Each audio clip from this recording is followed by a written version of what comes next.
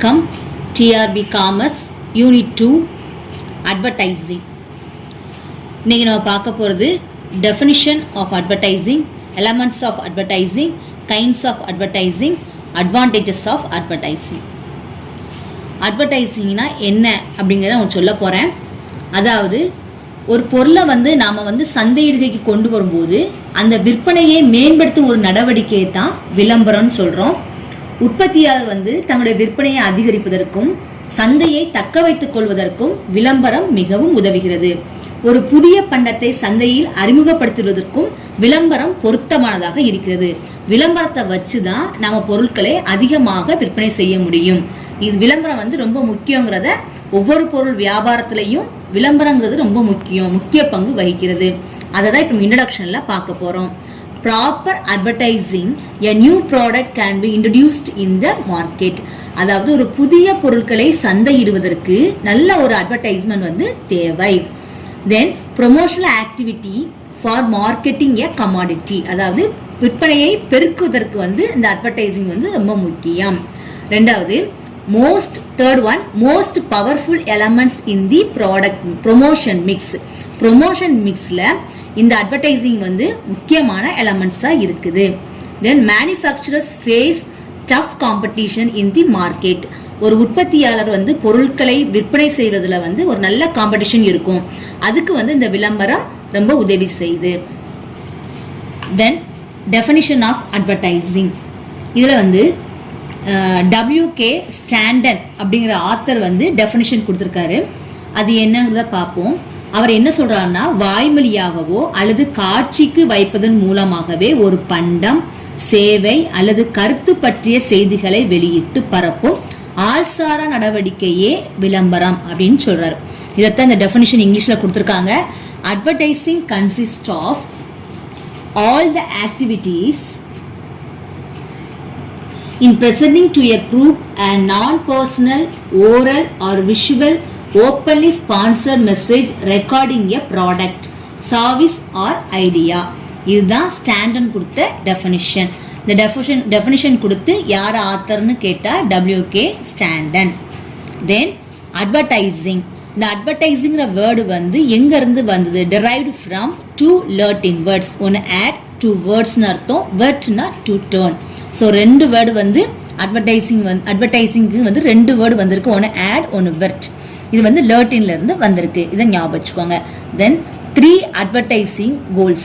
3 advertising 3 கோல் இருக்கு. ஒன்று inform, persuade, reminder அப்படின்னு 3 இருக்கு. இது 3 கொடுத்து ஆல் ஆஃப் திஸ் அல்லது நன் ஆஃப் தி அபோ அப்படின்னு கூட கொஸ்டின் டிஆர்பில கேட்கலாம். Then primary objectives of advertising. Advertising objectives என்ன அப்படின்னு கேட்டா increase sales. Then commonly all advertising is increased awareness. இதுவும் டிஆர்பில கேட்கலாம். Advertising elements. First one, preparation of advertisement copy. Second one, selection of media. Third one, advertising budget. இந்த ஆர்டர்ல தான் இந்த elements இருக்கணும். இந்த ஆர்டரை கூட டிஆர்பி கொஸ்டின்ல கேட்கலாம். ஸோ இந்த ஆர்டரை நல்லா படிச்சுக்கோங்க. Kinds of advertising. அதில் first one product advertising. Product அட்வர்டைசிங்னா என்ன அப்படின்னா, advertising is to create a primary demand for a product rather then for a specific brand. அதாவது ஒரு குறிப்பிட்ட பெயருடைய பொருட்களின் விற்பனையை மேம்படுத்துவது. இதுதான் product advertising. Then institutional advertising அப்படின்னா என்னன்னா, the image of a company or its services takes the form of an institutional advertising. அப்படின்னா ஒரு குறிப்பிட்ட உற்பத்தியாளர் அல்லது நுகர்வோரை தம்மை ஆதரிக்கும்படி அல்லது தமது பொருட்களை வாங்கும்படி அந்த நிறுவனம் அந்த இன்ஸ்டிடியூஷன் அட்வர்டைஸ் பண்றது தான் institutional advertising. Then primary demand or pioneer advertising அப்படின்னா என்னன்னா, primary demand for a new product, that is introduction stage. அதாவது பிரைமரி டிமாண்ட்னா என்னன்னா, புதிதாக உற்பத்தி செய்த பொருட்களை சந்தையிடும் போது செய்யப்படும் விளம்பரம் தான் பிரைமரி டிமாண்ட். அது பைனியர் அட்வர்டைசிங். இது என்ன ஸ்டேஜ்னு கேட்டா இன்ட்ரோடக்ஷன் ஸ்டேஜ். தென் செலக்டிவ் ஆர் காம்படிட்டிவ் அட்வர்டைசிங் கேட்டா இது எந்த நேரத்துல இந்த காம்படிட்டிவ் வரும்னா, காம்படிஷன் அதாவது சந்தையில போட்டி இருக்கும் போது தான் இந்த செலக்டிவ் ஆர் காம்படிட்டிவ் அட்வர்டைசிங் வரும். இது எந்த ஸ்டேஜா இருக்கும்னா growth stage. Then comparative advertising. Comparative features of two or more specific brand in terms of product or services. இது என்ன ஸ்டேஜ்னு கேட்டா மெச்சூரிட்டி ஸ்டேஜ். அதாவது இரண்டு அல்லது அதற்கு மேற்பட்ட பர்டிகுலர் ப்ராடக்ட் அண்ட் சர்வீசஸை கம்பேர் பண்ணி அட்வர்டைஸ் பண்றதா கம்பேரேட்டிவ் அட்வர்டைசிங். தென் கோஆபரேட்டிவ் அட்வர்டைசிங்னா என்னன்னா மேனுஃபேக்சரர்ஸ், ஹோல்சேலர், ரீட்டைலர் இவங்கெல்லாம் ஜாயின் பண்ணி அதுல அட்வர்டைஸ்மெண்ட் போட்டு அதுல வர ஷேர் எல்லாமே அதுல வர செலவுகள் எல்லாமே தானே பிரித்து கொள்வது தான் அந்த cooperative advertising. Then advantages of advertising. இந்த யாருக்கெல்லாம் இந்த அட்வர்டைசிங் வந்து நன்மை பயக்குது அப்படின்னு பார்த்தா ஃபர்ஸ்ட் ஒன் மேனுஃபேக்சருக்கு. மேனுஃபேக்சர்னா உற்பத்தியாளருக்கு இந்த விளம்பரம் எந்தெந்த வகையிலெல்லாம் உதவி செய்யுது, நன்மை பயக்கு அப்படின்னு பார்த்தா ஃபர்ஸ்ட் இன்க்ரீஸ் த சேல்ஸ் வால்யூமை இன்க்ரீஸ் பண்றதுக்கு, இன்க்ரீஸ் நெட் ப்ராஃபிட் லாபத்தை அதிகரிப்பதற்கு, increase mass productions leads to the reduction in the cost of production. அதாவது மாஸ் ப்ரொடக்ஷனா நிறைய பொருட்களை உற்பத்தி செய்யும் போது பொருளின் விலை குறைகிறது. அவ்வளவுதான். அடுத்து லெஸ் எக்ஸ்பென்சிவ் விலை வந்து குறைகிறது. கண்ட்ரோல் ப்ராடக்ட் பிரைஸ் பொருளோட விலையை கட்டுப்படுத்துறதுக்கும் இந்த அட்வர்டைசிங் வந்து மேனுஃபேக்சருக்கு வந்து உதவுது. தென் செகண்ட் ஒன் சேல்ஸ்மேனுக்கு எந்தெந்த வகையிலலாம் அட்வர்டைஸ்மெண்ட் ஹெல்ப் பண்ணுதுன்னு கேட்டா advertising creates a background for a product among the consumer. அதாவது அட்வர்டைசிங் வந்து அந்த பொருளை பற்றிய எல்லா தகவல்களையும் பேக்ரவுண்டையும் முன்னாடியே கொடுத்துறதுனால கன்சியூமர் வந்து அதாவது சேல்ஸ்மேன் வந்து ஈஸியா பொருளை வித்துடலாம். அதனால சேல்ஸ்மேனோட ஜாப் வந்து ரொம்ப ஈஸியா இருக்கு. So salesman job easier.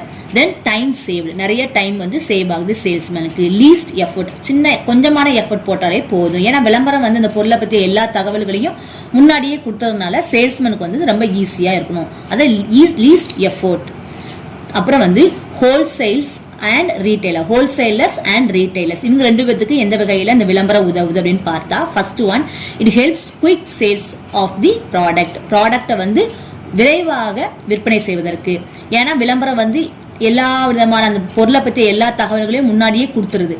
அதனால ஹோல்சேலர் ரீட்டைலர் அதை பற்றி எக்ஸ்பிளைன் பண்ண வேண்டிய அவசியம் கிடையாது, ஈஸியாக வித்துடலாம். Then increase the turnover, அவங்களுக்கு வந்து நிறைய டர்ன் ஓவர் இன்க்ரீஸ் ஆகுது. Increase the prestige of the store, அந்த கடையோட அந்த ஸ்டோரோட பிரஸ்டீஜ் வந்து அட்வர்டைஸ்மெண்ட் பண்ற பொருட்களை வியாபாரம் செஞ்சா அந்த ஸ்டோரோட பிரஸ்டீஜ் என்ன செய்யுது, இன்க்ரீஸ் ஆகுது. பப்ளிசிட்டி ஆகுது. அட்ராக்ட் மோர் கன்சியூமர், நிறைய கஸ்டமர்ஸ் வந்து அது என்ன செய்யுது, அட்ராக்ட் பண்ணுது. இதெல்லாம் ஹோல்சேலருக்கும் ரீட்டைலருக்கும் கிடைக்கக்கூடிய அட்வான்டேஜஸ். தென் கன்சியூமருக்கு எந்தெந்த வகையிலெல்லாம் அட்வர்டைஸ்மெண்ட் ஹெல்ப் பண்ணுதுன்னா first advertising gives information about the price and quality of the commodity. ஒரு பொருளை பற்றிய விலை, அதோடைய குவாலிட்டி என்ன, தரம் எப்படி இருக்கு அது அப்படிங்கிறது எல்லா தகவல்களையும் விளம்பரம் கொடுத்துருது. அப்போ கன்சியூமர் போய் அந்த பொருட்களை பர்ச்சேஸ் பண்றதுக்கு வந்து ரொம்ப ஈஸியா இருக்குது. Then easy to choose the product, அதான் சொன்னால ப்ராடக்ட்டை வந்து ஈஸியாக அவங்க என்ன செஞ்சுக்கலாம், சூஸ் பண்ணிக்கலாம். ஏன்னா விளம்பரம் முன்னாடியே தகவலை கொடுக்கறதுனால ஈஸியாக போய் ப்ராடக்ட் என்ன செஞ்சுக்கலாம், அவங்க சூஸ் பண்ணி கலெக்ட் பண்ணிக்கலாம். Then it help the consumer to locate the shop where the product available. இந்த ஷாப் எங்க இருக்கு, அந்த பொருள் கிடைக்கக்கூடிய கடைகள், ஷாப் எங்க இருக்கு, மார்க்கெட் எங்க இருக்கு, அந்த ப்ராடக்ட் எந்த இடத்துல அவைலபிளா இருக்கு அப்படிங்கிறதையும் விளம்பரம் என்ன செஞ்சுறாங்க, சொல்லிடுறாங்க. ஸோ ஈஸியாக கன்சியூமர் வந்து அந்த ப்ராடக்டை பர்ச்சேஸ் பண்றதுக்கு இந்த அட்வர்டைசிங் ரொம்ப ஹெல்ப்ஃபுல்லா இருக்குது. தென் கம்யூனிட்டி, இதுல வந்து இன்க்ரீஸ் த எம்ப்ளாய்மெண்ட் ஆப்பர்ச்சுனிட்டிஸ். இது வந்து ஒரு டிஆர்பி கொஸ்டின் வேற. இது இன்க்ரீஸ் த எம்ப்ளாய்மெண்ட் ஆப்பர்ச்சுனிட்டிஸ். கம்யூனிட்டியில வந்து எம்ப்ளாய்மெண்ட் ஆப்பர்ச்சுனிட்டி, அந்த விளம்பரத்தினால நிறைய பேருக்கு வேலை கிடைக்குது. So increase employment opportunity. Then uplifts of the standard of living, மக்களுடைய வாழ்க்கை தரத்தை என்ன செய்து இந்த விளம்பரம் உயர்த்துகிறது. அட்வர்டைஸ்மெண்ட் அண்ட் அட்வர்டைசிங் அப்படின்னா சொல்றேன். அட்வர்டைஸ்மெண்ட்னா மெசேஜ், செய்தி கொடுக்கிறது. அட்வர்டைசிங்னா செயல்முறை, அதை ஞாபகம் வச்சுக்கணும், டிஆர்பியில கேட்கலாம். தென் அட்வர்டைஸ்மெண்ட் அண்ட் சேல்ஸ்மேன்ஷிப் அப்படின்னா என்னன்னா அப்படின்னு கேட்டாங்கன்னா twins of the same parents. அட்வர்டைஸ்மெண்ட்டும் சேல்ஸ்மேனும் எப்படி இருக்கும்னு கேட்டா twins of the same parents, இது இப்படி கொடுத்துருப்பாங்க. இது ஒரு TRB questions. Then expected question நான் வந்து எக்ஸ்பிளைன் பண்ண போறேன். First one, a sales volume can be increased by, அதாவது சேல்ஸ் மொத்த விற்பனையை வந்து எது இன்க்ரீஸ் பண்ணுது, விற்பனையை வந்து எது இன்க்ரீஸ் பண்ணுது அப்படின்னு கேட்டிருக்காங்க. அண்ட் எஃபிஷியன்ட் சேல்ஸ் ஆர்கனைசேஷனா, கிவிங் ஃப்ரீ சாம்பிள்ஸா, டிஸ்கவுண்ட் கூப்பனா, அட்வர்டைஸ்மெண்ட் தான் ஆன்சர். இதெல்லாம் கிடையாது advertisement. Then who wrote the book advertising? அட்வர்டைசிங்கிற புக்கை யாரு எழுதுனான்னு கேட்டா Kenneth A Longman. Then third one, which advertising activities called?